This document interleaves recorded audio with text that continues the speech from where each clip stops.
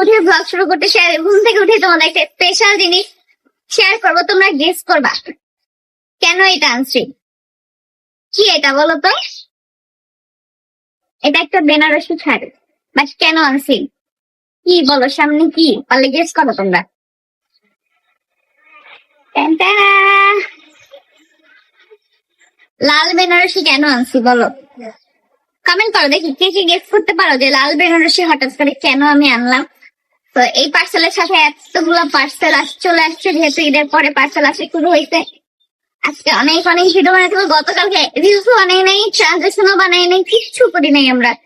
কিন্তু আমরা নিজেরা অনেক টাইম স্পেন্ড করছি একসাথে, সবাই মিলে গল্প করতে, ভিডিও করতে ইচ্ছা করে নাই।